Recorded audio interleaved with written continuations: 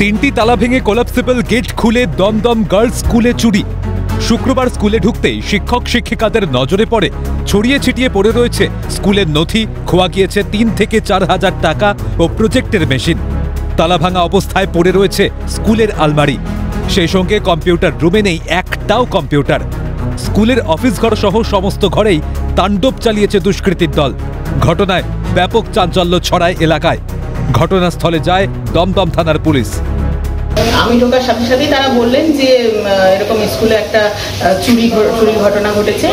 তারপরে আমি দেখলাম যে দরজাগুলো ভাঙা, কিছু খোয়া গেছে। কি জিনিসপত্র? কিছু আমাদের আলমারিটা, আমাদের অফিস রুমের আলমারিটা ভাঙা। আলমারির মধ্যে ছিল প্রজেক্টর মেশিন, সেটা নেই। আর কিছু টাকা পয়সা ছিল, সেগুলো নেই। আর সমস্ত লন্ডভন্ড করে মানে মাটিতে ছড়ানো। মর্নিং সেশনে এসে আমি প্রথমে দেখলাম যে তালাটা ভাঙা, তালাটা গেটটা খুলেছি। গেটটা খোলার পরে আমি তো আমার নিজের ঘরে চলে গেছি। তারপরে ওরা টিচাররাও যখন ওদের টিচার রুমে গেল তখন দেখে তালা ভাঙা, আলমারি ভাঙা, প্রজেক্টর মেশিন এইসব মানে নেই। তারপরে হাই স্কুলেও দেখলাম তালা ভাঙা, সব ওদের দিদিমণিরা এসছে।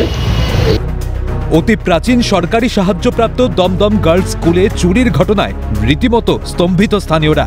ঠিক কী কারণে হানা দিয়েছিল দুষ্কৃতীর দল, উঠেছে প্রশ্ন। প্রাথমিক তদন্তের পর পুলিশ জানিয়েছে বেশ কিছু মূল্যবান সম্পদ খোয়া গিয়েছে। দমদম থেকে শান্তনু সাহার রিপোর্ট, ক্যালকাটা নিউজ।